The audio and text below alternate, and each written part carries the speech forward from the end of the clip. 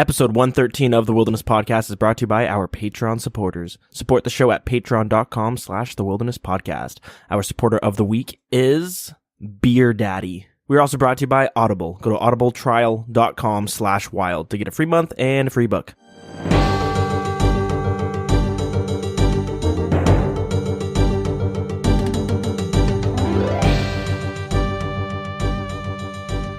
Welcome to episode 113 of the Wilderness Podcast. I'm your host, Dills, and back ready to attack is Deegan. Hey guys, how's it going? This week, Jagex drops the collection log on us, some information on the Deadman Mode permadeath beta test that happened the past week, and some clarification on some of the PvP changes that had happened last week. And we also have another contest where you can win a new phone. For some reason, I feel like we've already talked about some of this stuff, but maybe it's just things they had mentioned during the PvP tournament. I don't really know. This kind of looks familiar. But lastly, this is an anniversary of, well, this past week was the anniversary of a very significant date that had happened in the Runescape timeline.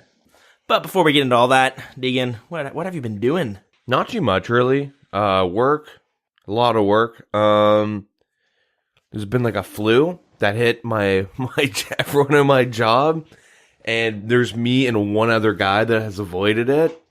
Nice. Yeah, staying inside playing video games all day actually builds up the immune system. Who would have known? Yeah. Who would have thought playing a lot of RuneScape just makes you resistant to all forms of cancer? Oh wait, never mind. So I get called in like all the time, just covering. Which isn't bad, you know. You're the only one who's not dying. Yeah, we have like so many new people working that like I'm also pretty new, right? But I've been having like train people. Like we had like a new supervisor come in, and I had to train him, which is super weird. Like I kind of trained one of my bosses, air quotes. So a biological attack has happened at your workplace, and now you're moving up the ladder. Yeah, So that's one way if you want to get a promotion, just get everyone super ill. But it's been super weird because like there's been like a lot of money missing from the store. Not a lot, but like people keep fucking up transactions and shit. True. And I know it's not me because I'm super like good at the math. Yeah, and I like double, triple check all that stuff. I'm like really careful. I'm pretty sure I know who it is because the dude's a little bit of a fuckhead. He's not like, you know, I'm going to steal $60. Like, he just fucks up and gives something away for free, you know? Yeah, a lot of work. New Path of Exile. The big update came out on the 7th. The Betrayal League. Cool. Okay. So I've been ripping that pretty hard. Yeah, I downloaded that game a while back when you had first started talking about it. Never really got anywhere in it. I think I jumped in, and then I was like, eh. I'm not sure if I'm craving that, you know, those Diablo-esque games. Yeah. Well, I guess with the whole thing with the new Diablo game that's coming out, Diablo Immortals for the mobile. Yeah, that's right. Everyone kind of jumped onto PoE, and like a lot of the Diablo, well, like one of the only Diablo content creators is like, hey guys, you guys should try this out, you know what I mean? So it's been really popular, but that's one of those games that like, it's super there's a lot of depth to the game. Yeah. And there's like still like I'm playing this season, there's shit that I had no idea that existed, and like you know, there's a new aspect of the game now that I can play around with. But playing a bit of that. I got the Call of Duty Black Ops 4. The special edition where it's like $40 and you get like the shitty battle royale and like the multiplayer. You don't get story or the zombies. I thought there was no story mode. I think, well, there might not be. I don't know. No. There's like a cheaper version of it where you just get the two modes, and that's fun. And then I guess the past 2 weeks now have been coordinating with a group of people, like my buddies, do D&D. Nice, the Dind. And then they all flopped the first week, and I got really fucking mad at all of them because like I went and planned it all out. I'm like, all right, we're recording. We're playing at this time, blah, blah, blah, blah, blah. And everyone's like, yeah, for sure. And then when that day came up, nobody came online for the whole day or responded. That's fun. I was like, yo, fuck you guys. So then they rescheduled for this week. And then we did that, and that was so the idea was I was going if it like was okay, if it wasn't complete trash, but was to like record it and then have it as like a Patreon thing just for like some filler content. True.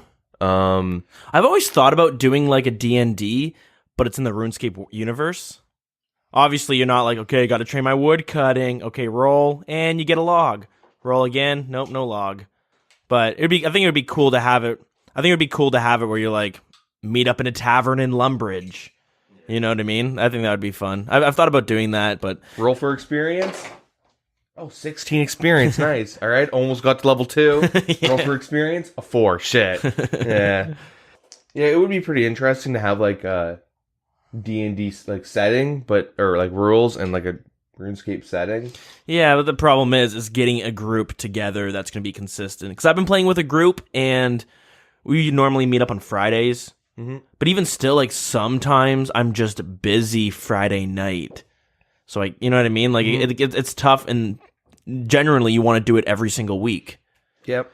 So it gets tough. It's a commitment. It's like a hobby it's like a lifestyle hobby almost. It's definitely fun. Like, so this is my first time DMing, and I haven't really played the game. I did like 4 sessions in total ever. Cool. So I'm pretty like in terms of just like playing, because we played a little bit. Yeah, I played a little bit with another group of people, like 1 session, and that's it. So I'm really like inexperienced with D&D, but nobody wanted to DM for like my group of buddies, and I was like, you know what, fuck it, I'll do it. I'm gonna be really bad at it, but DMing's tough, and it takes a lot of work. A lot of memorizing, a lot of like, there's a lot of weird things because it's online. We have to use this website called Roll20, right? And it's kind of clunky, and it's not like in person. You can have your screen, the DM screen. Yeah, you can have all your notes like there. You can kind of just like look, but on the computer, I have like my second monitor with my notes, and then all this like relevant information for shit that like they might do, like secondary info. And then on my main thing, I have like the main Roll20 site, and then all the other like both monitors are like, there's like 30 tabs on each thing, just all opened, and everything's, you know what I mean? There's so much shit with such little space, and then of course they do nothing that I had planned or had any idea, or they just like, no, let's ignore every single opportunity to do any cool quest. We're gonna go straight into town and just role play for an hour and a half. Yeah, that's D&D for you. And I'm just like, oh, for fuck's sakes, all right. Yep, you put all this work into like this elaborate like little side quest or whatever, and they're gonna miss it every time. Or you do like riddles and like all these secret rooms that you would think are super obvious. I remember when I was doing it for a group, I had written there these coffins that had these elvish symbols on it, and then on the wall had elvish writing, and like 2 of them could speak Elvish and read Elvish, and I was thinking they saw it on the wall, and they're like, it's written in Elvish, and you're like, oh, cool. All right, well, let's continue through, and you're just like, well, doesn't someone want to read it in Elvish? And then maybe it'll tell you what's on the chests, and you have to do something, and maybe there'll be loot or monsters in there. Yeah. Nope. Well, let's just move to the next room. You're like, oh, son of a... Yeah, the first encounter I had with my group, I had an NPC escorting them to a part, and then he goes missing during like all the shit that happens. I don't want to go into too much detail. But then they get hit by like a group of goblins, and they like kill all of them. They like subdue one of them, and one guy, the only person that could speak goblin in my group, is like interrogating him, but he's playing like some really dumb person. Right. And so like he asks him like, where's your hideout? And I was like, oh yeah, northeast, blah blah blah blah blah. Follow the stream, blah blah blah blah blah. And then like, all right. Okay, I'm gonna go cut off his head, and they're like, no, don't, we need him to escort us. And then he just like rolls like a really good hit, chops off his head, and they're like, well, now there's absolutely no way we can find where this hideout is. Let's just go to town. And I'm just like hinting heavily, like, well, you could, you pass by a path leading off the road. Well, let's keep going. Yeah. Can the ox go up? Yeah, you can bring the wagon up. Well, shit, what happens if we get attacked and we can't hide it then? You know what, let's just not do it. I'm like, all right. Next thing you know, they're setting up their own little shop at the town, and then You're like, aren't you guys going to kill stuff? It's more financially stable if we just sell potions and stuff. Yeah. For fuck's sake. They're flipping on the Grand Exchange all of a sudden. Yeah. But that'd be cool to. Maybe we should see if people who listen would like to do like a online D&D thing in the RuneScape universe, because that would be cool. And I think it's hard to get a group together and be like, okay, guys, you're in Lumbridge. The issue's metagaming. Well, you wouldn't like. I want to talk to the cook. How do you know there's a cook? Well, in RuneScape, I'm gonna go. Can I get cook's assistant? No, but in RuneScape, you know what I mean. I'm gonna rush to Sears Village and do waterfall quest to get a bunch of levels. No, it's not. It's like not 1-to-1 of RuneScape. It's just. Yeah. Ugh. I'm gonna kill fire giants for an hour because I need a rune scimitar. I'm gonna kill a wise old man, get that blue party hat. Yeah. And sell it for bills. Yeah. But yeah, I didn't really do much. Past a little bit, just like work, and then dicking around with like D&D stuff and a few games. Cool. Yeah, what'd you do this week? My school's wrapping up. I got my exams going on. Nice. Kind of prepping for that. How many exams? Just not many, like 4. Yeah. And 2 of them are for radio this week, which I don't know how you do. I don't know. It should be easy. Like, we have an on-air production class, which is a lot about just how you talk and articulation, and I don't really know what the exam's going to be on. You know what I mean? Because a lot of it would be like ways to improv. What if it's just like, how do you say this word? And it has the phonetic spelling of every, like, of like the word in like 6 different ways. Like, I don't know. Yeah, it's bullshit. Yeah, I don't know. It should be interesting, but we'll see. And then that's all wrapped up. And then I got some time off, right in time for the Christmas holidays. So yeah, been doing a little bit of RuneScape. Well, I haven't really done much RuneScape, to be honest. From last week, I've been doing a bunch of Slayer, and then here and there, I'll jump on when I have time and play, a couple hours and shit. End up getting 99 range. Nice. Just fun. It's been sitting at like 100k experience for a while. So kind of about time. Yep. And kind of doing some farming. The Cabos Lowlands is coming out in January. Mm-hmm. So I want to get all, in shape for that. I want my farming to be up high enough so I can do everything in it. And I already got 95 Slayer, so I'm good there. But I'm just kind of doing Slayer in my off time. 95? Yeah, for the Hydra. Oh, sorry. I thought you said you just got 95. I was like, no, I already. No, you're way higher than that. What? Yeah, I have that. It's just like I don't. Yeah, just get all the requirements needed. Pretty much, so I can jump in there and test it out. It's kind of cool because my account's finally at that level when new content comes out. I'm like pretty ready to jump into it. Yeah. Whereas before, I would have to like prep and get ready, and then even then, I'm like, don't know if I'll be able to do this efficiently. Mm-hmm. But now, we're looking pretty good. Yeah, I guess that's about it. Just some Slayer, some wood cutting, farming. Yeah, that's it. Should we jump right into the news then? Yeah, I think it's time. Cool, it's time to jump into that news. All right, so I guess starting off with the updates to talk about is the collection log. So the collection log is a one-stop shop for players to see which drops, pets, and rewards they've obtained on their adventures from various bosses, raids, all that good stuff. Mini games and general travels. Yeah. That's kind of cool. Yeah, it's not bad. Yeah, if you head upstairs to the Varrock Museum and speak to the collector to acquire the collection log, or you can just access it via the achievement gallery in your POH. If you prefer the log be made more accessible, let us know. Yeah, they should just have it as a thing with like a Ring of Wealth or something. Yeah, that's what I see. People thought it would be added onto the quest menu. How you have, you have your quest minigame, achievement diaries, and the Zaya houses. They thought it would be added into that section too. But it turns out, yeah, it is just a book unless you want to go to your POH, which I think is kind of silly. Yeah, I don't like how you have to like talk to a dude to like enable it. Not even just that. I don't like having to go take out my book just to see, you know what I mean? See my collection log. Yeah. Well, do you remember the achievement diaries? You actually had to go and talk to people to like start them. Yeah. I never did that. I was like, fuck that. I'm way too lazy. And eventually they just made it like auto unlocked. I don't know. It's going to be the same thing with this. People are like, I don't really want to go to the museum. I don't care. I don't have a POH. It's just one of those things that's fun to open up and look at just to see, reminisce on, you know what I mean, your past But item the main acquiring. thing is, what if someone's new or not new? What if someone comes back to the game and they don't know this is a thing? That's a big one too, because like, yeah, we go through the dev blogs every week, Yeah. but not everybody does that. And there's tons of things that I've just forgotten existed because they pump out these dev blogs so often. Yeah. It makes me wonder, like, they're kind of making the same mistakes. But overall, I like this because it devalues Ironman.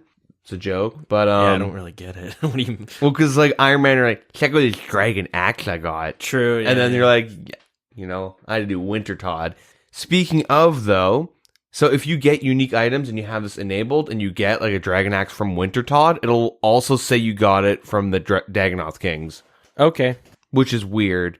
Same thing with like God Sword shards. It'll say that you got one, that one from all of them. It makes the completionist type of people where they want to like get every single drop or something. Yeah. It kind of like fucks with it a bit, but who cares? But yeah, what if you've already earned an item? So if you have untradeable or like pets, anything that's really untradeable, yeah, basically, it'll automatically be added. Tradable items already earned will not be displayed automatically. This means regular and Ironman players will have to reobtain any tradable drops they wish to be displayed in their log. This is because there are so many tradable items in the log with potential future additions to come that it would be unfeasible to perform all the checks required for everything that an Ironman might already own.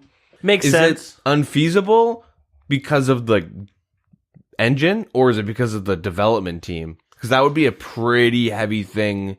Maybe they just never had anything to record that they have the drops. That could be it. Automatically add them. And yeah, like they said, there's so many items that it's just like it could be it would probably be tedious and long. This probably just seems like pump it out quicker. Also, I've seen the suggestion that maybe Ironman can use their uniques or the uniques that they've gotten on this collection log to add it. Yeah, there's no other way to really get them, so why not? Yeah, I just feel bad for all those people that have every single raid item, and then they have they've gotten every single drop, and now they don't have, like, imagine getting a Tebow like 3 weeks ago. Yeah. And you're like, oh, well, it's not on my log. That sucks. But anyways, pretty cool update, Yeah, it's pretty cool. I like this type of stuff. It would be kind of cool to have something unlock once you've completed every single item. You know what I mean? Like a completionist cape? Something like that. But I think it would be, I don't know. It does seem like something that would be kind of fun to work towards. You know what I mean? Yeah, you can work towards it, but for what? So that when you throw house parties, people can see it? Yeah. Can they even see it, or are they going to look at their own collection log? I think they would look at your collection log. Because that would mean you could go to someone's POH and just unlock it. I believe like it's tied to the account in the POH. Which is like, yeah, that's pretty neat, but it would be cool to have maybe an emote you unlock or something. I don't know. Maybe even like the ability to add a draw party room to your POH. Like something silly. Yeah. That'd be cool. I guess is that pretty much it for that? Pretty much, yeah. Yeah. The Deadman Winter 2018 tournament and Spring 19 season. That's what we got coming up now. Various changes have been made to the Deadman Winter 2018 tournament, like a much larger 1v1 arena, and this is due to the increase in amount of players participating in 1v1s from 128 to 256. Other changes to gameplay include improved global drop table, the ability to use looting bag everywhere, access to Revenant Case, and the removal of PvP armors. Cool. Pretty big. I guess the armors were seen. They kept the weapons for the tournament, at least. I could see that. I didn't really see the armors used too much. Like the weapons you saw everywhere in the 1v1s, but the armor not as much. Did we see armors? I can't even. I'm sure that I might have not noticed it, but I know. Yeah, most people weren't. I think a lot of it maybe just the meta of like you just want to bring like a DPS and a tank switch. Yeah. So I don't know. Anyways, yeah, so they made some big changes. I'm wondering why they changed the 1v1s from 128 to 256, preventing clans, I guess. Because they had a reason why it was just 128 instead of 250. Remember how they made the two zones? Yeah. And then they're going to do like the last 64 of each area or something would be put into the 128s. Yeah, I don't know. I just thought they actually couldn't handle that many people in an area doing 1v1s for like a good spectator. or viewership, I guess, because maybe players would be like de-rendering and stuff. If you ever go to like the Grand Exchange, you don't see everyone. Like you go to World 1, you just see people in like a tiny square around you. It could be the fact that like maybe they've noticed most people enjoy watching the 1v1s the most because they've also made it so the fog moves in faster. Yeah. So that also, maybe they just see it like people want to watch 1v1s more often, so just have more of them.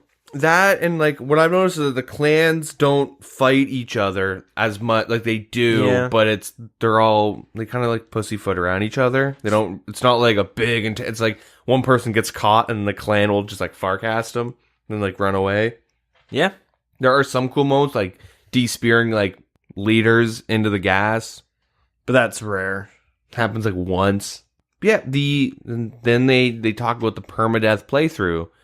So they'll be hosting a beta playthrough of the final stage of the Deadman Winter Finals, 90 minutes ish. It's important to note the purpose of this beta is to test mechanics, and like bugs, not like refine your gameplay. Yeah, or find exploits and hide it from the Jagex. So if you're listening, I believe that's already gone through actually, but yeah. Yeah, when they released this on Thursday, basically a couple hours from its release, the beta was going to be happening. Yeah, anywho, well, I guess we'll move on. I don't know how big the listeners are into Deadman mode. I don't know how much you guys like to how much you guys participate in this stuff. Sure, there's some that like to participate, but most of them are just casual viewers like us. Yeah. Yeah, anyways, we'll move on to some PvP changes. So, spec tabbing. Following the feedback, the recently implemented teleblock after using a special attack in PvP has been changed. The teleblock only occurs when a special attack has been used, rather than having the special attack bar highlighted. This, I didn't even know. That's actually really smart. Like, for someone to be abusing it. Because you could queue up, like, an AGS spec or something. Yeah. And just sit there and chill. Now you're not teleblocked. You go and inspect someone. And, like, if you don't hit, or you don't hit well, you just telly out. Yeah, you do it And instantly. if you do hit well, you just swap to the Gmaul and finish them off instantly. Yeah, it's kind of cool. But yes, now they've changed it that when you use a special, a teleblock is implemented. And this applies to both melee and ranged special attacks. So in addition to this, now only special attacks used in PvP scenarios will have the teleblock applied, meaning players engaging in PvM will be able to teleport after using a spec. This change only applies to wilderness or normal worlds or anywhere in PvP or BH worlds. So could I just be on like world 14? I can't spec tab some dude at Ents just to troll around? I think you'd still do it. It's just with the teleblock, right? That's what they're... Yeah, so you can't do it then. See, I thought when they were making PvP changes, it was affecting PvP and bounty hunter situations, not so much like the average, like you're doing a slayer task in the wilderness. And then, because like I do this all the time, I'm getting an ecumenical key and I'll bring like a Gmaul with me just as a joke, and I see some like idiot with me, I get my key drop, I'll spec the guy and tell you just as a joke. Not, well, if I kill him, I'm not going to give his items back, but like I would just do it for the funsies. Yeah. But if I'm going to get TB'd for this, you'd have to run away and then teleport. It's not like a 3-minute one, right? No, but like that's half the fun of it, is that like, because I've never actually killed anyone doing it, but like I've had people do it to me where like you're chilling, you see a guy like rush you, hit like a couple zeros, and he just like, and he tellies, and you're like, what an The asshole. annoying part would be if he actually killed you and then he just teleports, or he would probably loot your body. But so, part of the wilderness. It's part of that's the little fun that a PVMer gets in the wilderness. Just like a little troll spec and peacing out. That was a little bit of risk involved. Even at like the Rev Caves or something, like before you leave, I've done that where I'm just like, I'll spec this guy. I'll pop him with my blowpipe and peace out, just as a little fun. Venom him just to be a dick. Now when you do that, you're gonna have to wait a bit. It's a Yep. little bit more risky. So note that the only specs that have this effect are ones that negatively affect your opponent. So special attacks such as the Excalibur, which is the worst example, will not, like, honestly, Staff of the Dead. That's Staff what of the Dead, yeah. because that doesn't it. You could argue it does because now all their melee attacks do like half damage to you. Or Staff of the Dead Pure is able to like. Well, it makes it very like will Staff of the Dead be included in this? They should say what about that. What about Dragon Battle Axe? You know, they use literally the worst example, an Excalibur, which raises your defense.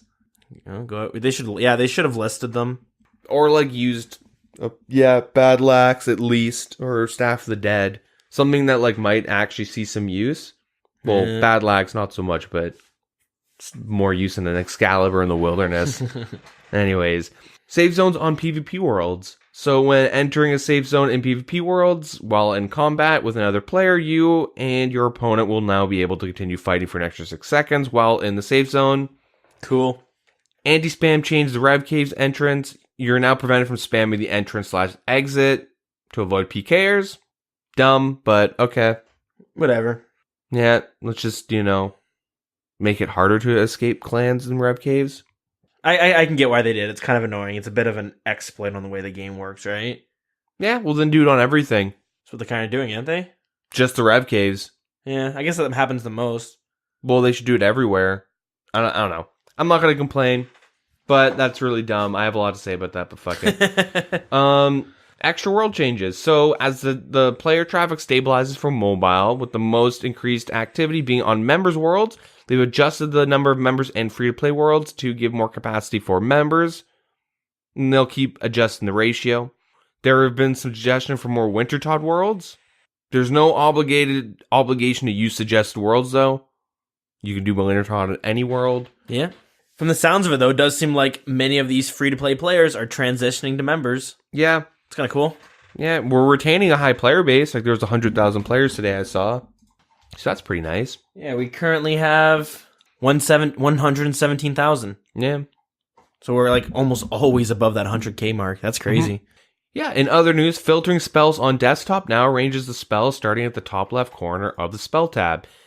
This makes it look neater and more consistent compared to having it disabled. The ring inventory models have been slightly realigned to better center them in the worn equipment screen. For all you Scythe of Atura users, it is now possible to deposit charges from the Scythe into the Vire Well by using it on the Vire Well. They'll be rounded down to 100 hits per charge. They have fixed the Bounty Hunter overlay so that the minimize button is closer. Yeah. Using Stony Basalt with a drained agility level below 73 will no longer teleport players to the bottom of the shortcut. And yeah, the Legends Guild shop now restocks faster on Mithril Seeds on Deadman mode worlds. That's kind of nice. Cool. Yeah, that's pretty much it for the those updates. All the fun little stuff at the bottom there. But yeah, moving on. Winter sweepstakes. Win a Razer Phone 2 that you'll never receive from Jagex because there's King of the Skill people who still haven't got anything. Yeah. Yep, you also get 6 months of membership, so that's nice. All you have to do is follow the link below that they provide on the website, and you'll have a chance to win. Not much to say about that. I don't really have much to add. Yeah, you basically go to their Facebook page and share their competition, and for each friend who enters, you get 2 bonus entries. One of those fun contests. Yeah. And they do say read the FAQs in competition terms and TNCs. What the fuck's TNC stand for? I don't know, because both of those pages 404 on me. Terms and challenges. I have no idea. Terms and conditions. Yeah. Right, that's the word. But yeah, though they tell you to check them out and they're not the pages doesn't even actually exist. Oh well, whatever. Yep.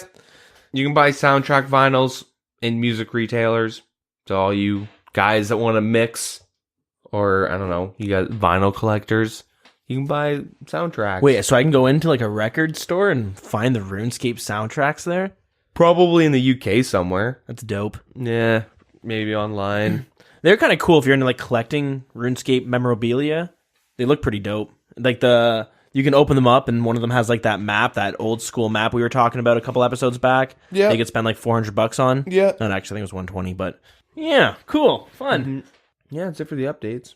It seems like they've really, since RuneFest, doesn't it seem like they've slowed down with having their updates, sort of? Like, they've been smaller updates since RuneFest. Yeah, I mean, Cables comes out in like a month. It seems like since they've divided the team, they feel less obligated to make a bunch of little changes every week. They still have them, like we just talked about them, but it seems they're more transitioning to dropping these big updates on us like a few times a year, compared to like they still did drop big updates, but they would always have, you know what I mean? Like we had the leather shields that you can make, like updates like that, right? Yeah. Where they would always have those coming out. And they always felt the need of having a bunch of these small updates to come out to satisfy us. But it seems like they kind of took a step back. And they're going to release these dev blogs still, but probably put more work into these big updates once, or like 3 or 4 times a year. Yeah, well, they kind of have, like, they've always done updates every week. And with the PvP team, they don't actually, they can just say, it's a balance change, and then update it to how they want it. So they can always forcibly do updates, which are weird. Like, I understand, like, spec tapping's really annoying, but I think the way they've gone, like, they're doing, like, trying to deal with rushers is super weird. Yeah, but I don't know, maybe they're cornered a bit.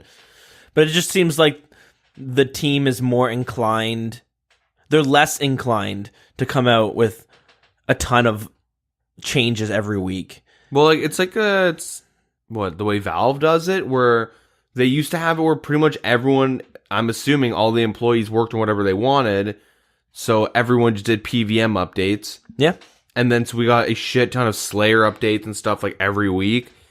And then it's the same thing at like Valve, right? Like look at CSGO. Yeah. I mean, free to play with a battle royale. That's questionable. But like certain games get way more love than like other games. And it's because like no one wants to work on those games. Yep. People like, they joke like TF2 has like 3 devs and one of them's a potted plant. True. Yeah. And I think Jagex was very much it. No one really wanted to work on PvP. Everyone just wanted to work on like, well, questing.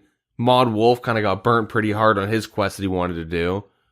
Which one was that? It was the one that was going to be the next Nezzy helmet. Oh. And that's why the Serp helmet got nerfed. Because they nerfed it in preparation of assuming the quest was going to go through. And Serp helmet used to be OP as fuck. Yeah. But then they nerfed it like super hard. And then the quest didn't go through, and he like threw a big fit on Twitter.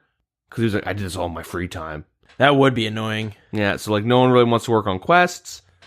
But now they've made it so that everyone works on something, so it's kind of like less one-dimensional type updates, I guess. Yeah, so if you don't know, as Deegan mentioned before, it was just like one big team that all kind of worked on stuff together. Some people worked on other things more often than others, like PvP versus PVM. But now they've separated everyone into smaller teams that will be dedicated to certain things, whether it's quality of life changes or engine work or straight PVM or questing. You know, they have a team for big PVM updates, which is where the Cabos Lowlands is coming out. So, yeah. Moving on to our community chatter of the week. And we're going to take a little time travel, a little trip through memory lane back to, I guess, 11 years ago. Would it be 11 years ago? Yeah. So, December 10th, 2007 was the day they removed the wilderness from Oldschool Runescape, as well as added in no more free trade. Mm-hmm. So, if you're not aware, which most people are, because this was like a very drastic moment for RuneScape, because RuneScape was at its peak. It had like the most players playing at any point during its life. And they decided to remove the wilderness and remove free trade. So there was trade limits on everything, or every item had its own value, and you could only trade like 50k difference on the item. Yeah, quest points had a big factor on how much you could like merch, quote unquote. And it caused a huge change within the game, and a lot of people quit. I quit during this period as well, because I was pissed because me and a buddy we just started a PKing clan. It was called, I don't remember, something Chaos. I had 98 strength, 95 attack, 70 defense. Like, I was all ready to PK and stuff. I think I was like level 110 at the time. Then that happened, and we were both cheesed because can't really PK in clans as well because there's no wilderness to do it in. They did bring out Bounty Hunter, which was this mini game where you go into this like volcano area, and it's just this arena basically, similar to how Bounty Hunter is here. You get selected a target, and you have to face each other, but yeah. Then they also brought out Clan Wars so that clans could still face each other, but it wasn't the same. It just it lost a huge, I don't know, part of the clanning scene and PvP scene. But the reason they had to do this was because so many people were farming gold by using like stolen credit cards. And Jagex was basically like threatened from banking companies to not be able to use credit cards on their site anymore. Mm-hmm. So they had to choose either find a way to stop the gold farming, or now the only way to pay for membership is what? Through checks, mailing them a check, or doing it through your phone, like SMS. And they decided to do this. And yeah, the game hit really hard. Like that was kind of its downfall. It went downhill after that, like pretty drastically. Many people stopped playing it. The protests went on for like a really, really long time. Probably one of the biggest moments in the game. I'd say the biggest moment in the game. EOC was shit and also bad, but at that point the game was already crashing. You know what I mean? Like it had never recovered from removal of the wilderness. Well, RS, it was still going like pretty strong, and then EOC kind of just. Because I remember playing during that. Like I really didn't mind removal of the wilderness and free trade at the time. Cause I'm just like a kid. I'm just like doing my own thing. But when they with like summoning and stuff, you know, you're kind of like if. And then EOC. I remember like hearing about EOC. I still remember getting a message on MSN from my one buddy. Or was it MSN? Maybe I was on Vent. Wait, what year was this? I was on Vent playing with my one buddy, or we were playing this game called Crossfire, which is like a Chinese FPS game. Yeah, we used to fuck shit up in that game. Humble brag, but I played that game, but I only remembered being able to play or kill your own teammates with grenades. I could have been Soldier. I don't know which one it was. All I know was Crossfire. From what I remember from Crossfire is me and like our buddies would do clan battles all the time. We hit like rank 21 in clans. We're just like a bunch of like squeakers. It was fun. Anyways, I remember like logging on an event and being like, "Yo, Derek or Deegan, yo Deegan, they changed RuneScape. It's like WoW now." And I remember being like, "What?" And I go and like load up RuneScape and I just see like EOC and I'm like, "This is not WoW. This is disgusting." Dun, dun. Yeah, that was a big change. I remember the rise and stuff for free trade and all that stuff. But and at the time, I was just kind of like, I didn't understand at all why they would do it. Nobody did. They just kind of did it. From my perspective, there was nothing to. Well, at least back then, I didn't look at any updates or anything. I would just log in and one day people like have a Granite Mall. And you're like, what's this? You know what I mean? Yeah.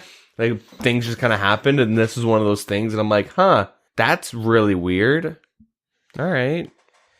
Yeah, it's pretty it was pretty crazy because like you couldn't even borrow items off people. Eventually they came out so that you could lend items. Yeah. So you could use someone's item for I guess X amount of time. I don't know.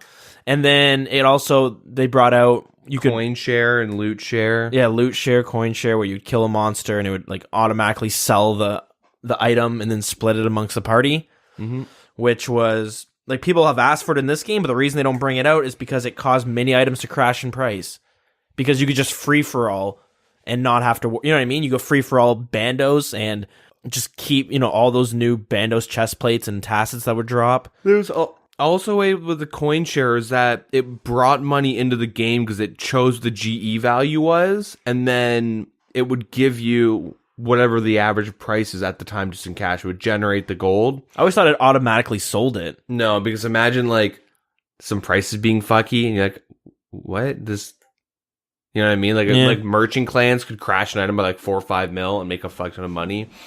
From my understanding, it like went for whatever the price would have been and it just turned it into the gold and then split it and it brought in a lot of gold into the game, which is why there's like such a big inflation in RS3. Yes, that's why people don't want it in this game, which is understandable. You kind of have to go and do it old school. Get your own party together and hopefully nobody scams you.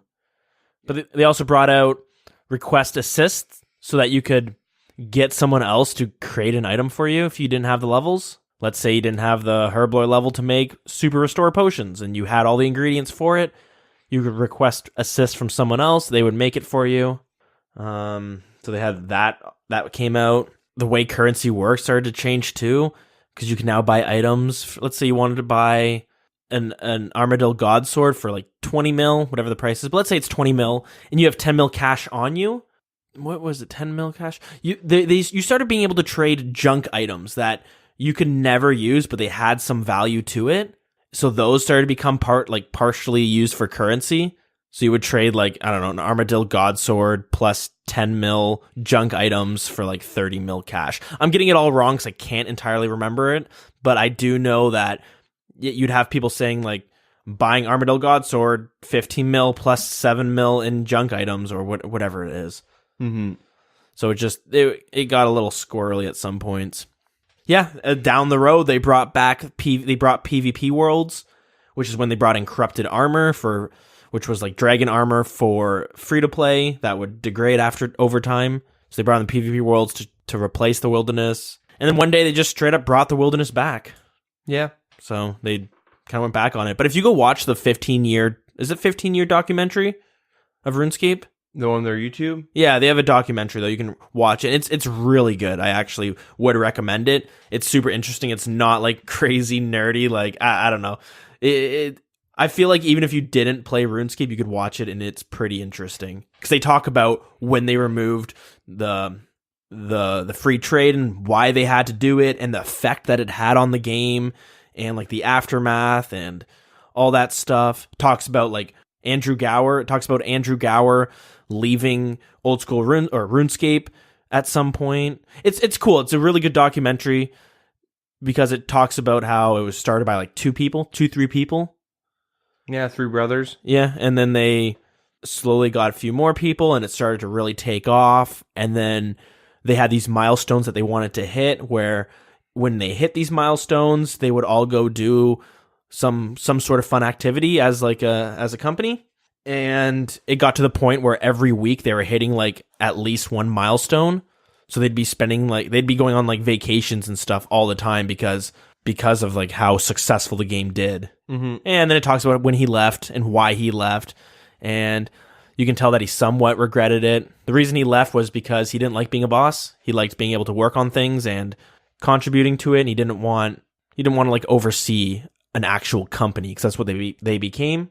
So he said he stepped down from that, put someone else in charge, but he would still work on the game a bit. But then he found that the direction of the game, like his vision of it started to change and he had no say whether or not it could go in that direction. So he ended up leaving.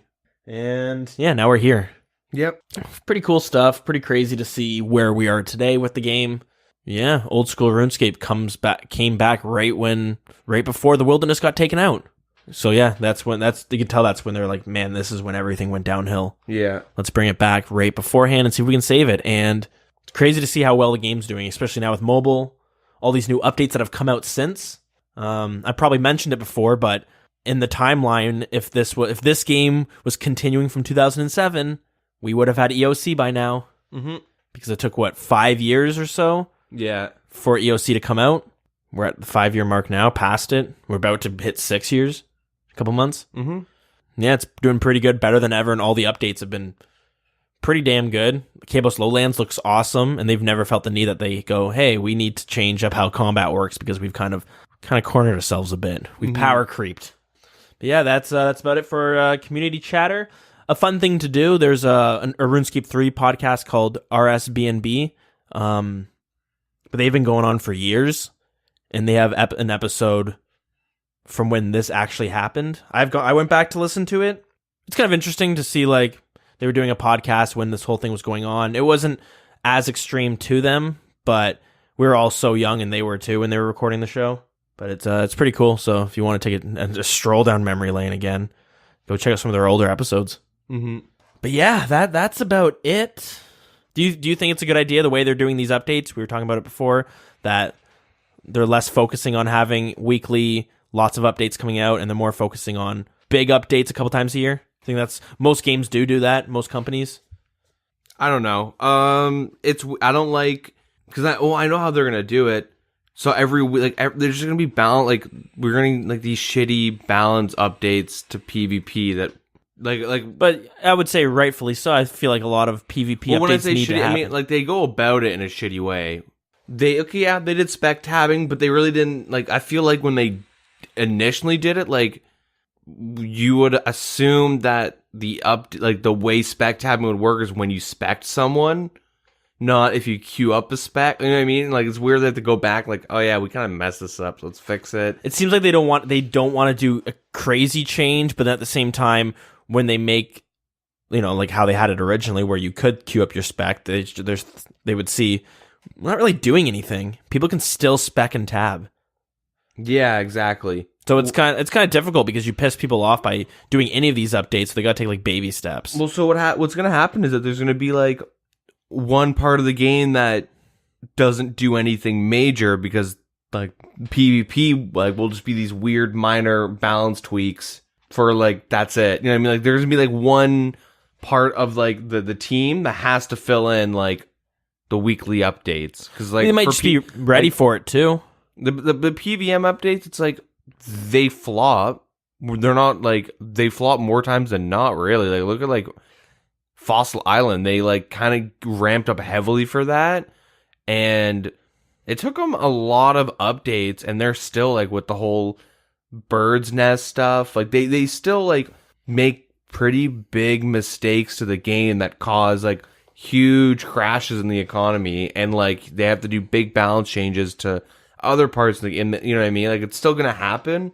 It's always gonna happen. I would prefer that they kept it how it used to be, and then the problem with how it used to be though is these problems would happen, and they would just be like, okay, we'll poll to see whether or not we should nerf these things. Well, they wouldn't pull nerfs; they just do them. But then, like a few times they did though. It took them. They were like gun shy to actually nerf certain things. And now they're just saying, "Fuck it, we're gonna do it."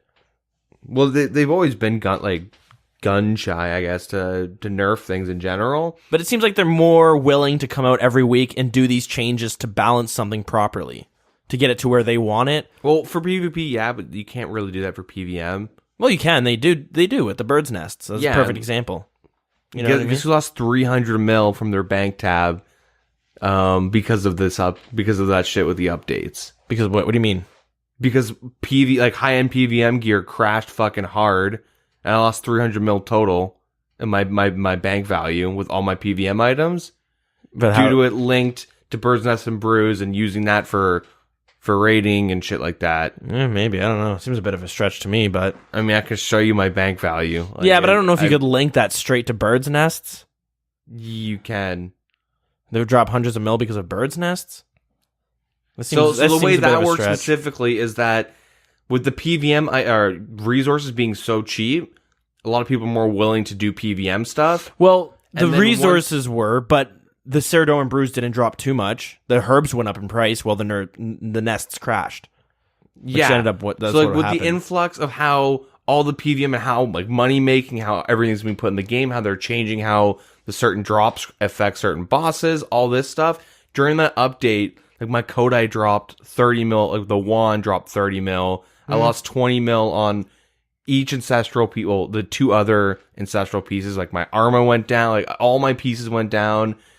Because I have like Dragon Claws and shit, right? I have like a bunch of random ass pieces. Yeah. And I could go and see like, why would this go down? Oh, because you use Brews for like raids and shit, blah, blah, blah, blah. Like a lot of changes in my bank. Maybe it's recovered. I haven't checked in a bit because I haven't really played like recently.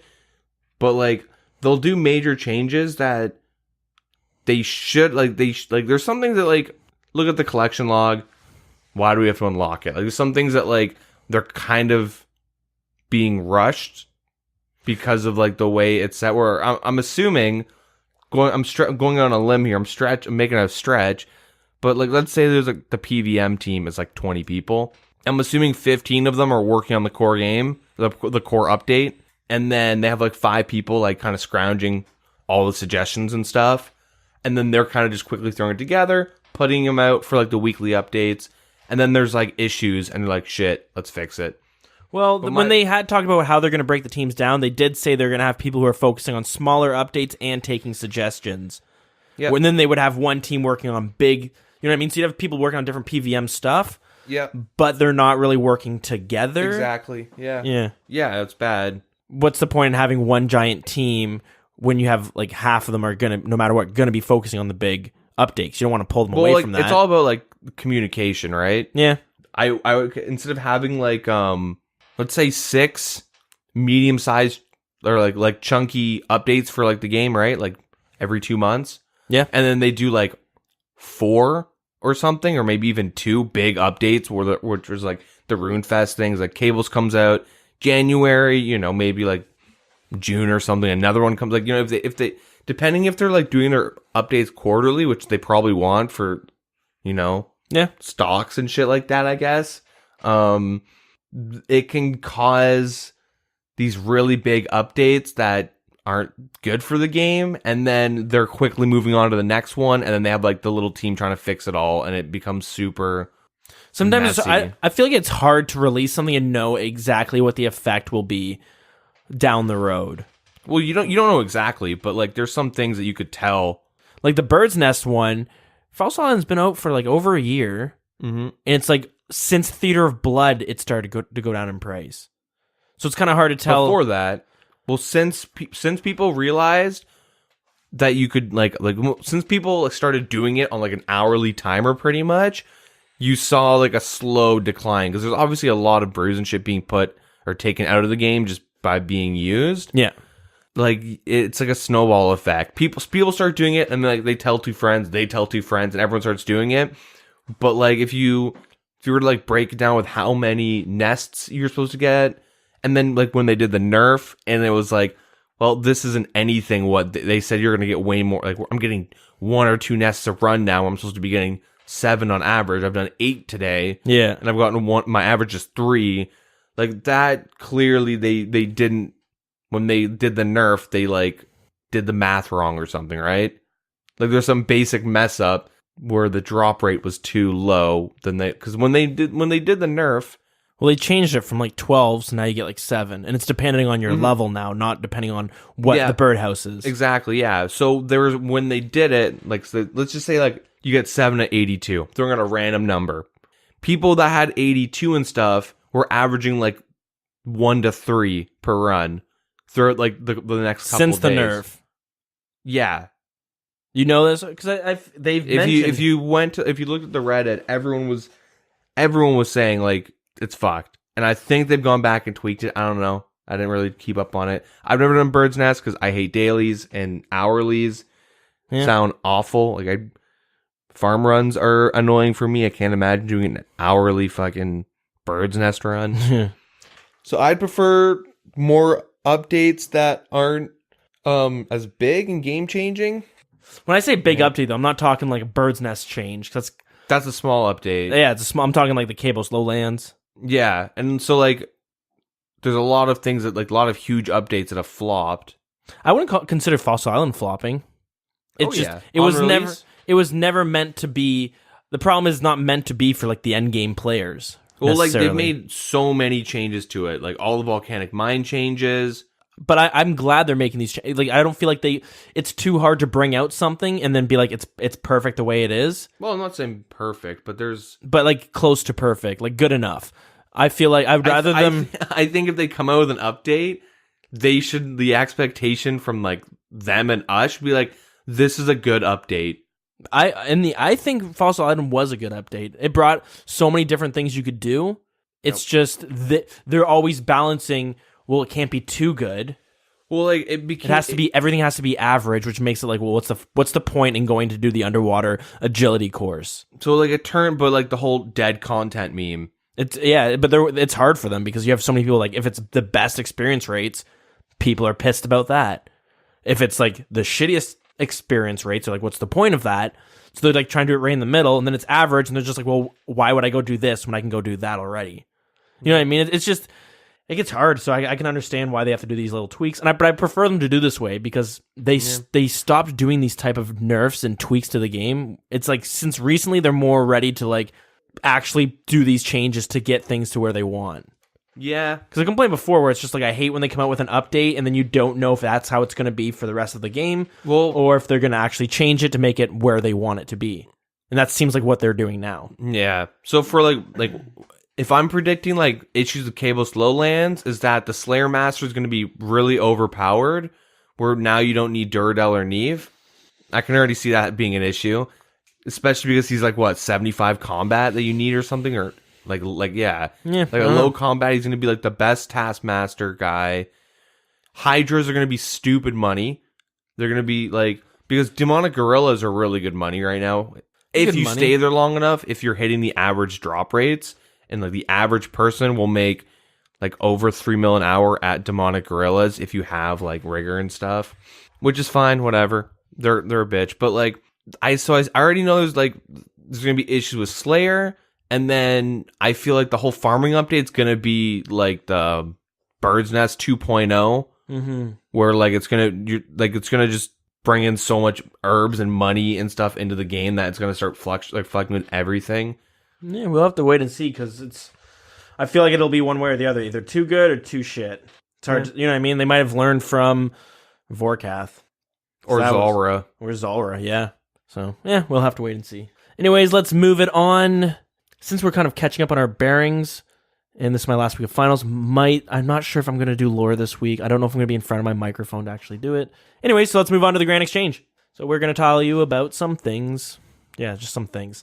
So if you like audiobooks and podcasts and normal books, well, then you might enjoy Audible. So you can go to audibletrial.com/wild and get a free month and a free audiobook. And yeah, it's kind of the go-to place for audiobooks. And if you don't want to continue paying for it, you can cancel it and you will keep your audiobook, which is kind of nice because sometimes you can't finish a 50-hour book in a month.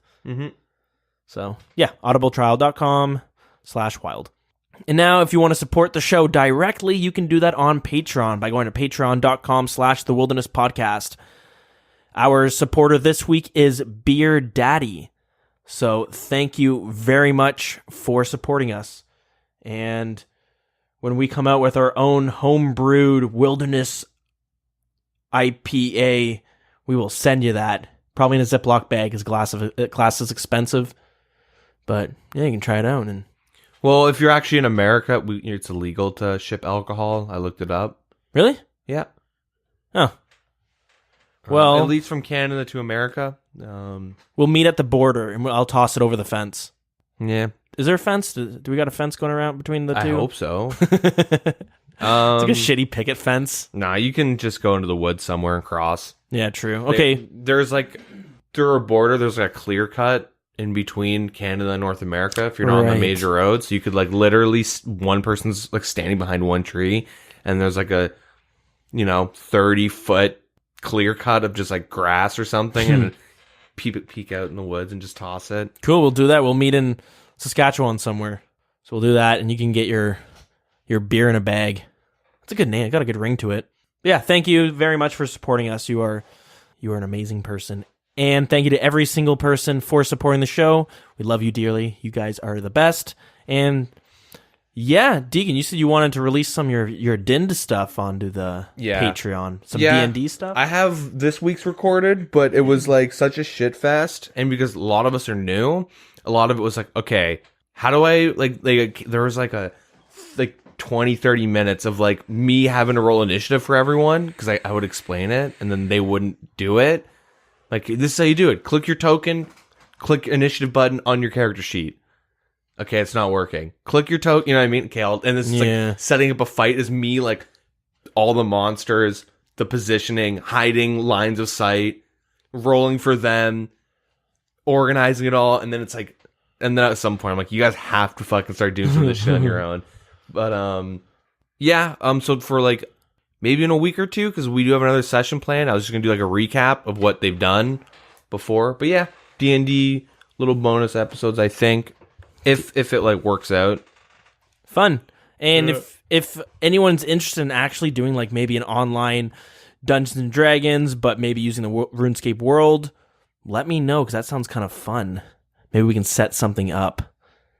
Yeah, anyways, on to what we're doing with the show. We have our RuneScape trivia night planned for January, I think it's 4th.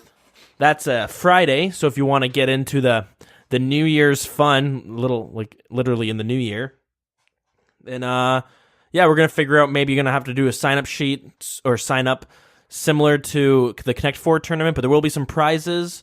Thunderslay was so kind to give us 15 mil to do some sort of giveaway. I'm going to have to talk with him to see what he is interested in doing, but we might do a giveaway maybe for Christmas, or maybe we'll throw it into the pot for the RuneScape trivia. But again, more information on that once I get in contact with him. And thank you for the for that donation to give away. So 15 mil to be won. And we got an email from Josh. So he says, hey, just wanted to say I love the show. I'm a returning player from forever ago, and I just can't believe I can fish lobsters while I'm building cars. Mobile's dope, but I got wrecked trying Horror of the Deep at a lower level. Guess something's got to be done on the PC. I downloaded RuneLite based on you guys talking about it. Is it really not cheating that I can see all the Arceus books in the library? Seems sketchy to me. Anyways, done rambling. Keep up the good work and vape on. Hell yeah, man, vape on. Little tip for Horror from the Deep: you can use those big stalagmites. There's like a big stalagmite when you're fighting the Dagonoth dude. Ma'am and sir, you can save spot behind that. Pop True. Out. When I've done it on my pures and stuff, you just stand there, get the right color that you want, pop out, cast it, run behind, and you can make it a very slow and easy process. Pizza with anchovy. Good, cheap food that's really effective. Yeah, I think that's the way most pures do it, because you want to get that Zamorak book for PKing. It is a little bit of a pain in the ass if it's like your first account going through it. Some of these quests are. Yeah, you can definitely take your time and use that. There's a big stalactite or mite, like a little bit northeast, kind of. You'll know when you get there. Yeah. Or you'll know it when you see it. Yeah. But yeah, it's cool. Mobile has done a lot for it. When I was working construction, I did mobile all the time. I got like 99 cooking for the most part because of it. I was able to do it on break. I would just stop working sometimes and just play mobile. I remember I spent a whole day doing Slayer, but fortunately with my job now, I just bring my laptop and I can just play it there because it's so slow on the weekdays. And I also just kind of edit the podcast. I always wonder if I'm going to get in trouble for that, because like customers will walk in, I have like these headphones on just on my laptop, just like you're listening to episode. Yeah. Sorry guys, just 1 second, just gonna do this here. Shh. Yeah, Tell that kid to quiet down.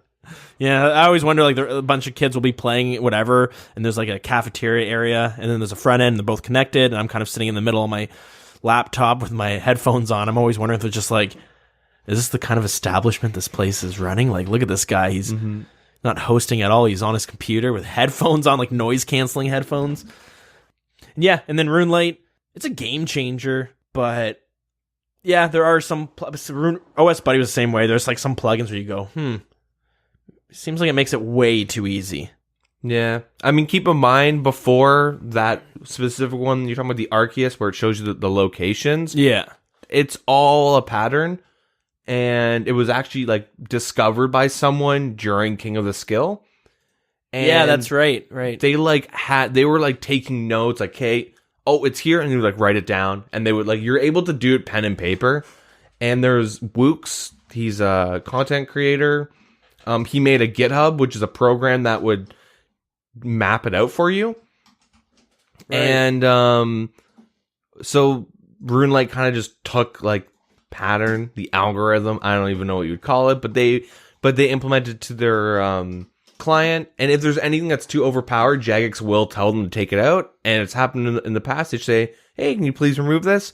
And then they comply and they'll remove it. So it is safe to use. You won't get banned, don't worry. Just make sure you're using the right RuneLite client. Yeah, double check. I mean, if you haven't been hacked by now, you're probably using the right one. But or your account's not worth it yet. Yeah. So yeah, thanks for writing in. If you guys do want to get in contact and stay up to date with the news, you can come hang out in game at WildCC. Our email is thewildernesspodcast@gmail.com. Our Twitter is @thewildernessrs. Our Facebook is facebook.com/thewildernesspodcast. We also have a group where you can discuss and share things. So if you want to join that, it is linked in there. And our Discord is posted on Facebook and Twitter. So you can click that link. It'll get you right in there. Or you can ask one of us and we'll get you a link as well. I don't think I'm forgetting anything. So on that note, our song of the week is Dimension X Funny enough, I was trying to decide between this song and the other song we chose, which I believe was Spooky, on what our conspiracy music should be. Dimension X is a weird and trippy one, but Spooky was just much more fitting. So yeah, Dimension X is a music track that is unlocked in the Gorok Plain, which is an area to go to during Fairy Tale Part 2, the quest. The song was composed by Adam Bond. Came out July 2006. A little fun note there. So thanks so much for listening, guys, for episode 113. Next week will be the 114. Yeah, have a good one. Yeah, take care, guys. Scape and vape on.